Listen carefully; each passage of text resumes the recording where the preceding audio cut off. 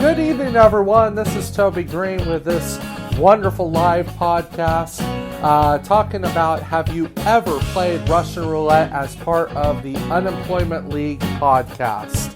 So hang tight. I'm going to go off. Take care.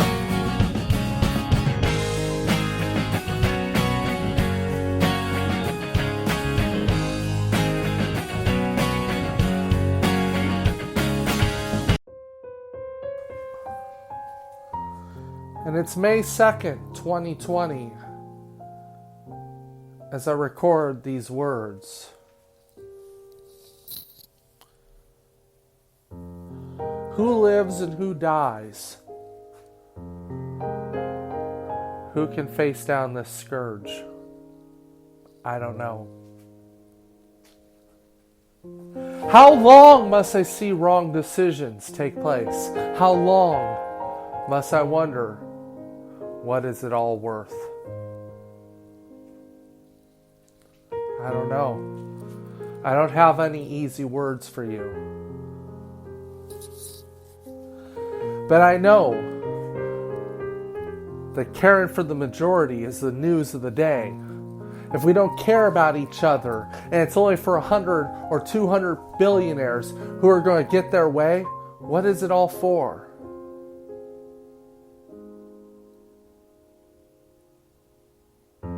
$350 million people in the United States. 350 million people. And out of that, we know 14 million people may die because of the COVID virus. And it doesn't matter if you're right-wing or left-wing.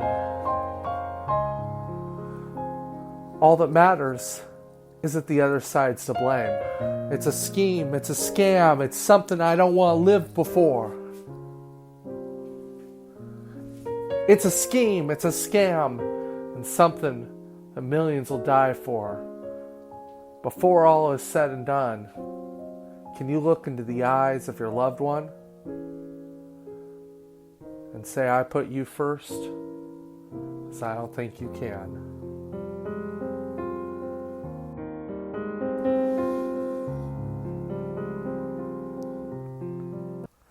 All right, good evening, everyone. This is Toby Green with the Unemployment League podcast. By the way, these poems are just stuff that I write literally off the top of my head, so please do not judge it as though I spent countless hours trying to pour over the words I said. These are literally thoughts and ideas that I want to get out of my head.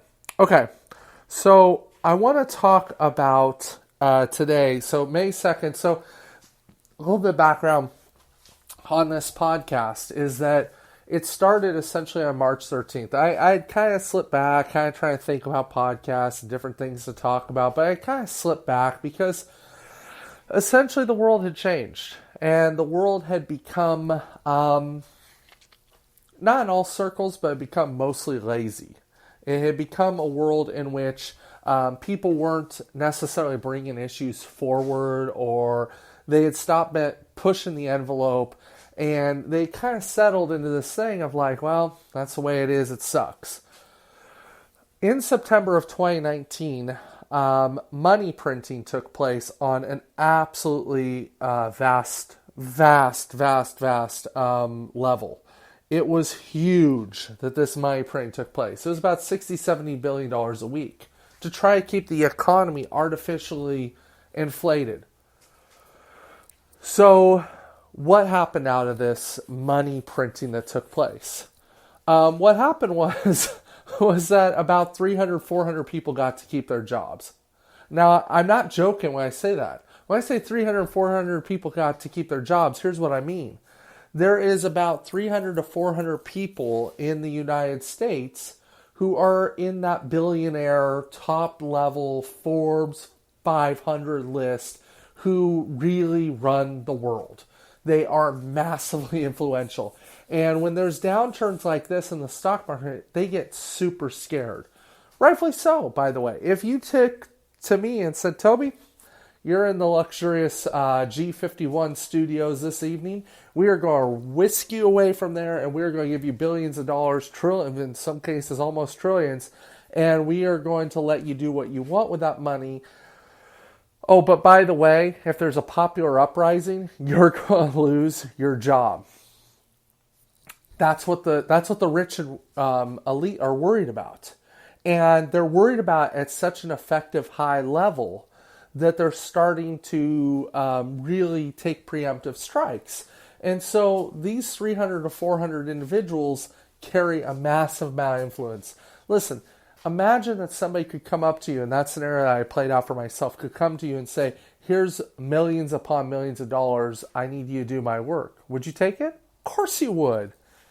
Of course you would. You'd be downright insane not to take that money. And that's what the ruling elite at this hour absolutely fear, is that their ability to pay you off has weakened considerably. And they know it, you know it, I know it, we all know it. We all know that stuff is falling apart. But we also know that the ruling elite has a tremendous ability to reconfigure themselves, put themselves right again. That's what we're talking about is going on right now as we speak. Now, I want to differentiate levels of rich because there's some confusion I'm feeling like is taking place in this levels of rich. Okay? The confusion that's taking place is there is billionaires in that level of wealth. Warren Buffett is a great example of the types of wealth that I'm speaking about. He's not alone. Warren Buffett's just a gambler at the table.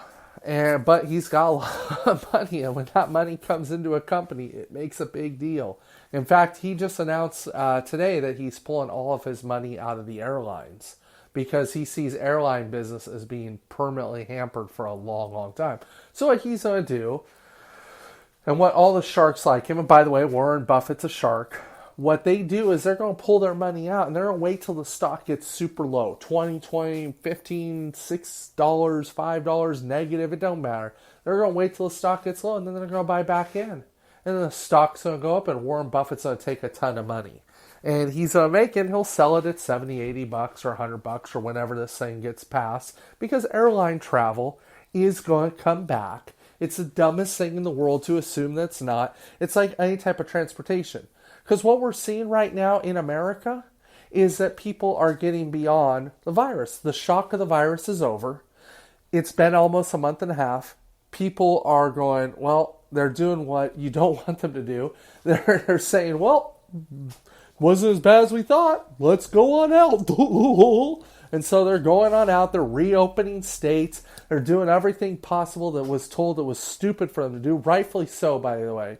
This is one of the few times which I'm going to say the majority of government is 100% correct. Look, folks, you've got to understand something when you hear this podcast and hear these words.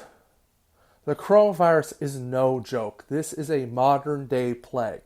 And we can sit around and we can blame somebody eating a bat in China for it. But the fact of the matter is that this was going to happen regardless of where the responsibility started. This was going to happen. This was going to happen to you and to everybody you loved at some point in human history. The fact that it happens right now means zero. It means nothing. It means nothing about where it came from. Because guess what? In China, and by the way, I'm using the most vicious, cruel version of how this virus got started, which I don't even know if it's true. But in China, where this virus got started, the reason it got started there was because there's over 2 billion people in that country. They're all condensed in a small area, so of course every virus is going to happen. And by the way, if you're somebody who's angry at China, go screw yourself, because China has a simple answer to all of this, which is to build up a war machine. And they've got billions, hundreds of millions of people that they can throw at this war machine, and they could come and stomp every country on the globe. And even countries that have better nukes or whatever, they can still cause an Armageddon scenario. Folks, don't mess with China. They've got 2 billion people almost. We've got 350 million. We are down by a net. If you look at those numbers, we're down anywhere from 1.3 to 1.6 billion people. They would cream us in a war. Sorry, it's a numbers game. And our technological superiority that everybody's going to go, well, we could just do it because we've got technological. No, we don't. No, we don't, because they have a nuke and we have a nuke, and all you need is one. All you need is one, maybe two, and you could do some serious damage. And that's the reason why, by the way, that we're not in China. That's the reason why, by the way, that we went into Iraq and did a war 20 years ago that was a fraudulent criminal war. That is why. So, let me talk about some of the stupidity that's going on. In our country right now, there are over 20 states who are starting the grand experiment. They're starting the grand experiment. And let me be clear, this experiment's going to be a success. Toby, what do you mean? You just told us that everybody is going to die because of this COVID virus. Why do you say it's going to be a success? Because of how they define success. They don't care who lives and who dies. That's why it's going to be a success. Anything is a success if you don't care. If you don't care about people, of course it is. It's going to be a success. Anything is. Georgia reopening, they had over 1,000 cases reported today. Texas reopening had 1,200 cases today. Who cares? Who cares? Let's put a wall up and call them patriots and say it's okay. It don't matter who lives and who dies. That's what these 20 states are saying. They don't care that it's going to ravage and rip through like wildfire, that they are recklessly irresponsible. They aren't going to give two damns. And it makes me sick. I am ill listening to this crap. Reopening the country. You're not reopening anything. You're trying to position this as a positive. You could call this sentencing people to death. Oh, but that's okay. Because see, I did a little math. See, what's wonderful is on your phone right now, you can take these numbers and do the math for yourself if you're so willing. You can take 1,230. Now I'm going to put that number out there. I think it might have been 1,294, but let's not quibble. In fact, I'll do it along with you right now. Right now, let's do this. We'll do a little live fun thing. Okay, 1,230 divided by 0.04. Now, 0.04 is roughly the mortality rate. Now, I've seen 0.03, I've seen 0.05, I've seen 0.08. I've seen it all over the map. But 0.04, we're going to say, is the mortality rate. So if you, out of this number of 1,230 people who contracted COVID-19, 0.04% of them are going to die. So about 4% out of 100. So that's 4 out of 100 people are going to die. So let's figure out how many people that is going to be. So 1,230 times 0.04 equals 49.2. 49.2 people in Texas. And my numbers might be off. I've seen different statistics. I actually ran these numbers earlier and got 54. But we'll go with 49. We'll go for 49.2 because the number doesn't actually matter. Because it's going to be either higher or lower. But 49.2 people. So 49 people. And we'll round it up charitably. 50 people out of that 1,230 people who came down with COVID-19 are going to drop dead. They are going to die. They officially contracted today. 50 people. That sounds like, Toby, 50 people. That's not bad at all. We can do that. That's in a single day. Now let's take that and let's times that 50 people by 52. Let's assume that 50 people is going to continue. Let's times that by the next 52 weeks. That means 2,600 people are going to die. 2,600 people are going to die. Now, let's do this even more. Let's assume every state follows Texas's lead, because after all, you don't mess with Texas, and they all do it. That is 130,000 people just off that one day's algorithm are going to die from COVID-19. That doesn't include, though, the people who are going to be maimed, who have heart attacks or blisters or strokes or some sort of virus or some sort of unintended consequence. And by the way, let's be exceptionally clear about that. The 1,230 people that we just reported today, that's not including all the people who didn't go in. How much is that number? Is that double? Triple? Quadruple that number? Probably.